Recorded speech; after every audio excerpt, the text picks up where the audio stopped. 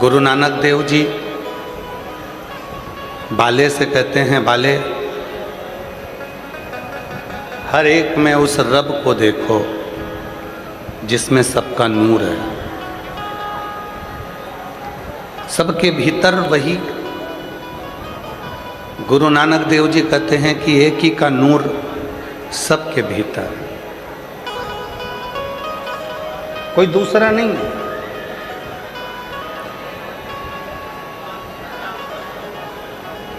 हर एक के भीतर उसी का नूर समाया हुआ है।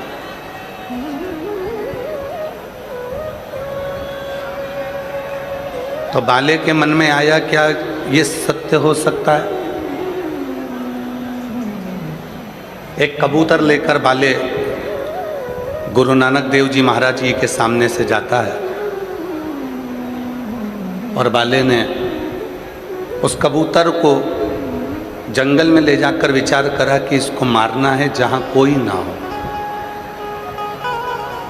जब बाले उस कबूतर को देखता है तो वृक्ष देख रहे थे, आकाश देख रहा था, पर्वत देख रहा था। बाले ने उस कबूतर को मारा नहीं और गुरु नानक देव जी के पास आ गए। आज गुरु नानक देव जी बड़े प्रसन्न थे। क्यों? क्योंकि बाले की जो अज्ञानता थी वो आज मिट रही थी।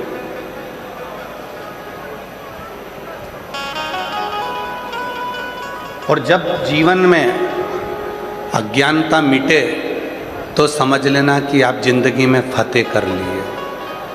इसीलिए कहते हैं वाहे गुरु जी दा खालसा, वाहे गुरु जी दी फतेह। अज्ञानता मिटे तो समझो कि फतेह हो गई।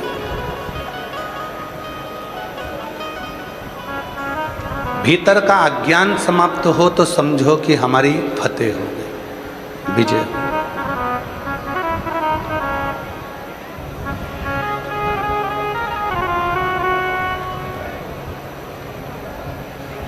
जब तक ये अज्ञानता हमारे अंदर भरी हुई है कि ये मेरा है, वो उसका है, ये मेरा है, वो उसका है, ये घर इसका है, गाड़ी इसकी है, बड़ी गाड़ी इसकी है तो छोटी गाड़ी इसकी है, वो गाड़ी इसकी है, घड़ी उसकी है, सामान उसका है, ये सामान उसका है, वो सामान उसका है।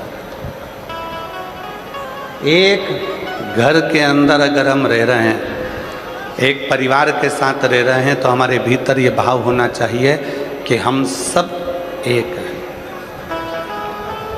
सब एक।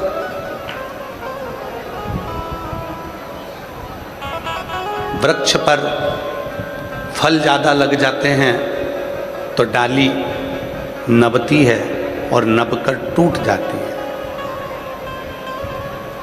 फल ज़्यादा लगे पेड़ पर तो डाली टूट गई। जब धन बढ़ता है, संपदा बढ़ती है, वैभव बढ़ता है तो अहंकार भी बढ़ता है, अभिमान भी बढ़ता है। और वो अभिमान जब बढ़ता है तो रिश्ते टूट जाते हैं, संबंध टूट जाते हैं। भगवान देवाधिदेव महादेव, भगवान शिव, भगवान शंकर, एक बार भगवान उमा महेश का बड़ा सुंदर संवाद है। आज संपूर्ण देश में मारवाड़ी माहेश्वरी समाज को हम बधाई देते हैं महेश नवमी की। आज संपूर्ण मारवाड़ी माहेश्वरी समाज में सुंदर आज महेश नवमी है, जिस दिन माहेश्वरी समाज की उत्पत्ति का दिन है। हम संपूर्ण मारवाड़ी माहेश्वरी समाज को बहुत बहुत साधुवाद देते हैं आज महेश नवमी की। एक बार आप भी जोरदार ताली बजाकर साधु करें। एक बार भगवान महेश ने, शंभु पीछे हुआ, एक बार भगवान महेश ने माता उमा जी से कुछ बातें कही।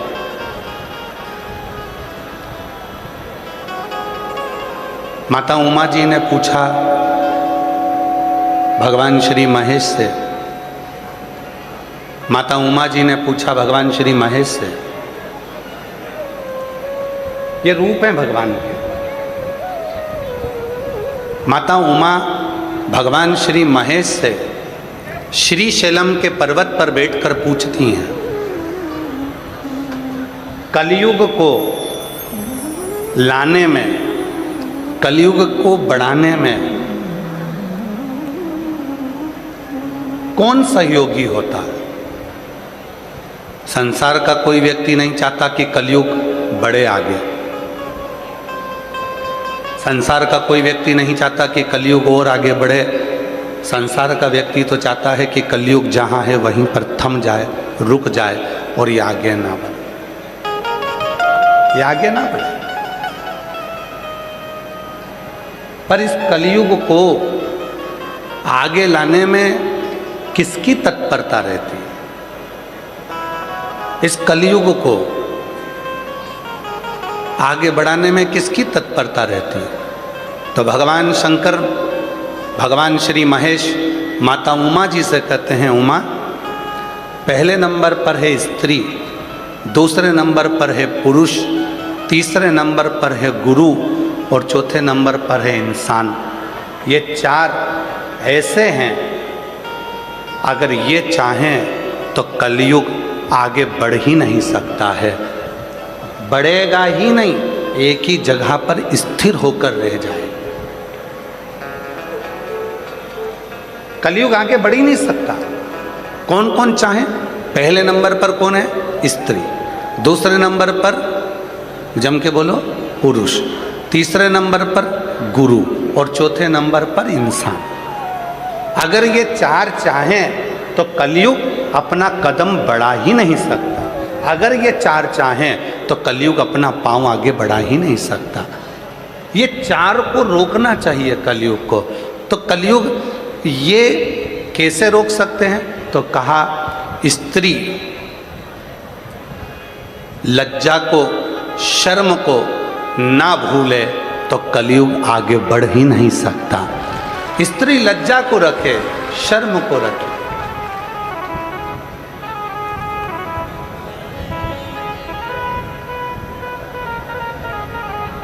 पंजाब हमको एक बहुत बड़ी सीख देता है। पंजाब एक हमको सबसे बड़ी सीख देता है कि जब भी गुरुद्वारे में जाया जाता है, जब भी कोई सत्संग में जाया जाता है, तो सिर पर अपनी चुन्नी को मेरी जीजियां अपने माथे पर रख लेती। पुरुष जब गुरुद्वारे में जाते हैं, सत्संग में जाते हैं, लंगर में जाते हैं, तो अपने सिर पर एक वस्त्र, एक पाग, पगड़ी, एक वस्त्र रख लेते हैं।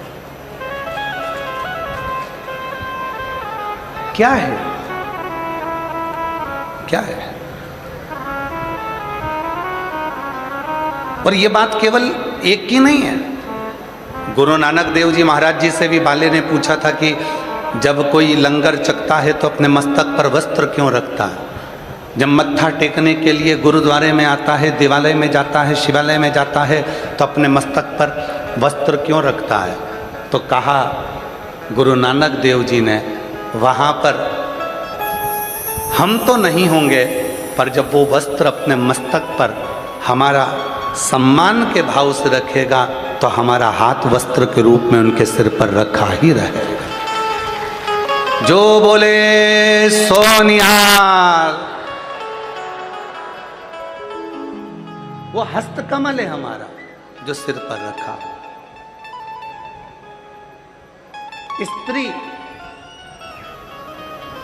लज्जा ना छोड़े, स्त्री शर्म ना भूले, शर्म को ना छोड़े। और जब स्त्री अपनी शर्म को, लज्जा को नहीं छोड़ती है तो कलयुग आगे बढ़ता ही नहीं है। दूसरे नंबर पर है पुरुष। स्त्री लज्जा ना छोड़े, पुरुष संस्कार ना छोड़े। पत्नी है आदर करो, माता पिता हैं सम्मान करो, छोटी बहन है बड़ी बहन है आदर करो, बुआ है आदर करो, नानी है आदर करो, दादी है आदर करो। एक पुरुष जब अपने संस्कारों को पकड़ कर रखता है, संस्कारों को नहीं भूलता है, संस्कार नहीं छोड़ता है, तो कलयुग भी आगे बढ़ता ही नहीं है। पुरुष के हाथ में भी है कलयुग को थोड़ा रोक दे। पुरुष के स्त्री लज्जा ना भूले, शर्म ना भूले, पुरुष संस्कार ना भूले। संस्कार, नानी का मान क्या होता है, दादी का मान क्या होता है, बुआ का मान क्या होता है, बहन का मान क्या होता है, माँ का मान क्या होता है, मामी का मान क्या होता है, मामू का मान क्या होता है, एक मामा का मान क्या होता है, सबका सम्मान क्या होता है, ये पुरुष कभी ना भूले, अपने संस्कारों में ढल कर रहे तो निश्चित है ये कलयुग आगे नहीं बढ़ता। कलयुग नहीं। तीसरे नंबर पर है गुरु। कलयुग को रोकने में गुरु की सबसे बड़ी प्रधानता है। क्या? स्त्री लज्जा ना छोड़े, शर्म ना छोड़े, पुरुष संस्कार ना छोड़े और गुरु अपना धर्म ना छोड़े, तो फिर ये कलयुग आगे बढ़ ही नहीं सकता। आज गुरु क्या कर रहे हैं?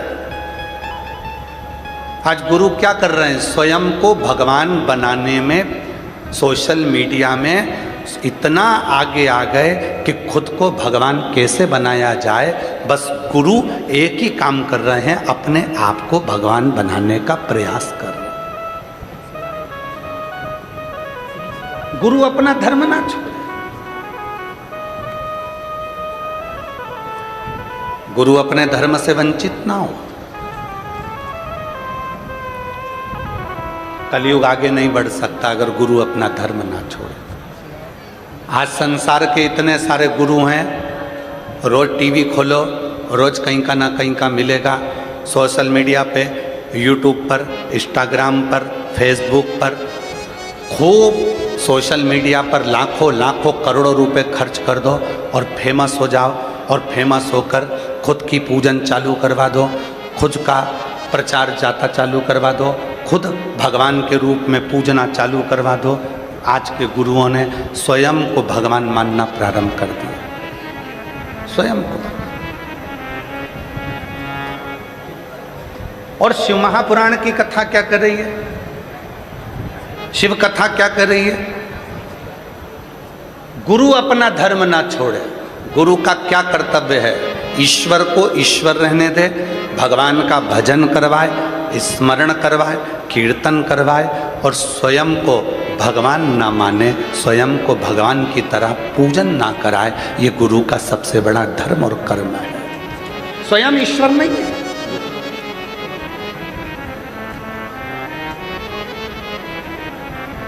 आज के गुरु ऐसे हो गए, स्वयं को ईश्वर का प्रतीक मानने लगे कि हम भगवान हैं, हमारी पूजन करो, आरती उतारो, हमारा दर्शन करो, हमको ही केवल भजो।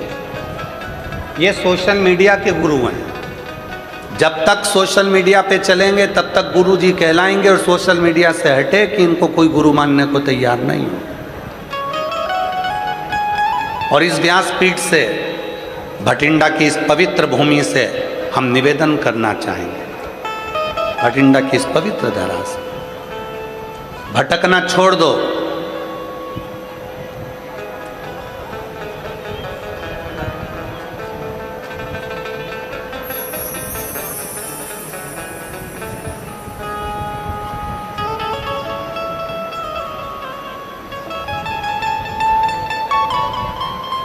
कहीं नहीं भटकना, भटकना छोड़ो। कोई कहे कि ये गुरु, कोई कहे वो गुरु, कहीं नहीं भटकना। अपन को तो केवल जिसकी वाणी हमारे हृदय को छू जाए और जिसकी वाणी से हमें शिव मिल जाए, बस वही गुरु है। बाकी के हमें कहीं जाने की, भटकने की जरूरत नहीं।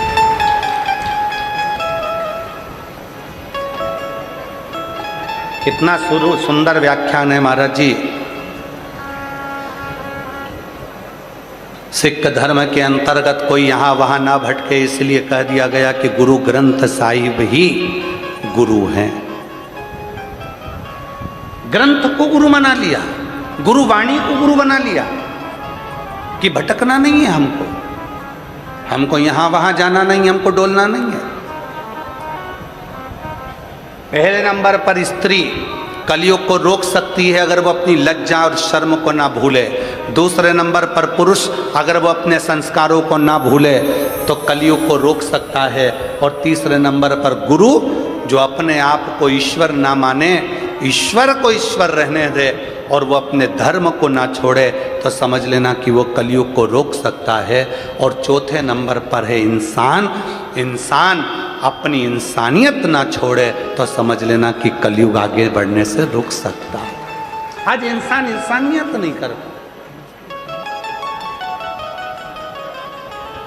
आज इंसान इंसानियत से दूर हो गया। घर के अंदर मम्मी का सिर दुख रहा है और एक बार जाकर नहीं पूछा कि मम्मा तुम्हारी तबीयत कैसी है। घर के अंदर पत्नी को तकलीफ हो रही है और एक दिन भी जाकर नहीं पूछा कि धर्म पत्नी से कि तेरे को तकलीफ क्या है। बच्चों को क्या चाहिए पूछने की जरूरत ही नहीं पड़ रही। मत जाओ दूसरी जगह, अपने घर के अंदर जो 4 लोग रहते हैं, अपने घर के अंदर जो 5 लोग रहते हैं, अपने घर के अंदर जो परिवार रहता है, आप कम से कम उसी से एक दूसरे से हालचाल तो पूछ सकते हो कि तुम कैसे हो, तुम हो कैसे। और कभी प्यासे को पानी पिलाया नहीं, बांध अमृत पिलाने से क्या फायदा। कभी गिरते हुए उठाया नहीं, बाद आंसू बहाने से क्या फायदा। मैं तो मंदिर गया पुजारी की पूजा करते हुए ख्याल आ गया।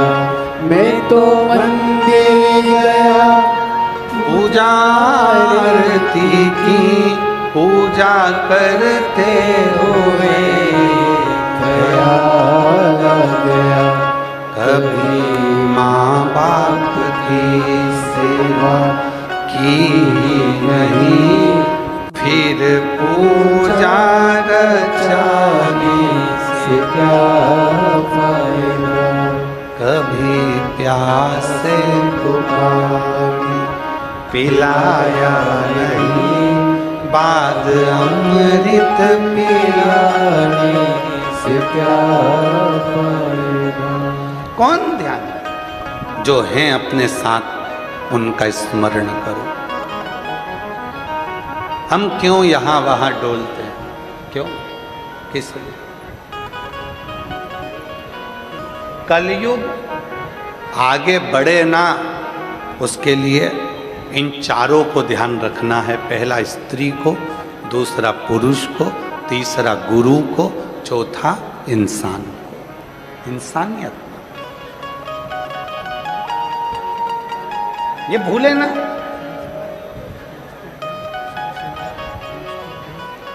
चश्मा कथा में रह गया ना, कोई बात नहीं।